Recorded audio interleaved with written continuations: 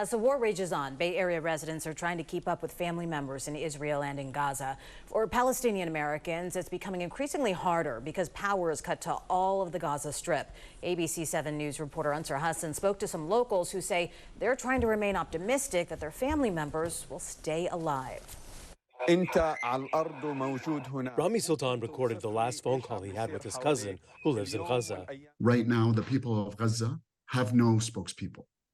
They have no witnesses. It's a situation where you have to choose between what way you're going to die.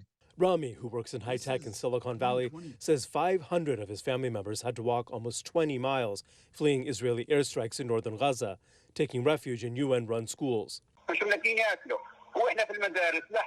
Rami's cousin tells him they don't have food, they don't have water, they don't have money. My cousin explained to me that it's not safe. It's just somewhat less dangerous. They're trying their best to live. They're trying their best to live. Rami recorded the conversation to have an eyewitness account of what's happening on the ground and to serve as a family archive if they don't survive. My cousin conveyed that they had given up on human rights and the concept of human rights with respect to them being applied to their situation. And what I want the world to know is that we're human. Our lives, my family's lives, are just as valuable as Israeli lives. It is very important for us to remember our humanity, that this is not a political issue and that this is a humanitarian issue. Colette Ghunim is a filmmaker who lives in San Francisco.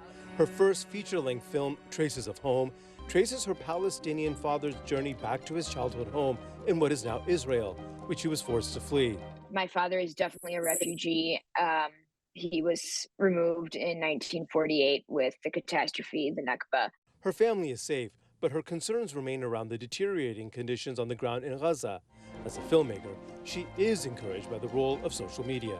Having people that are not Palestinian get to create their own opinions and be informed of what is happening really feels like it is shifting the narrative to understand what is actually transpiring. Because Israel cut power to the Gaza Strip, cell phones don't work, so Rami doesn't know if his family is still alive, but he remains faithful. In our small strip of land that we live in,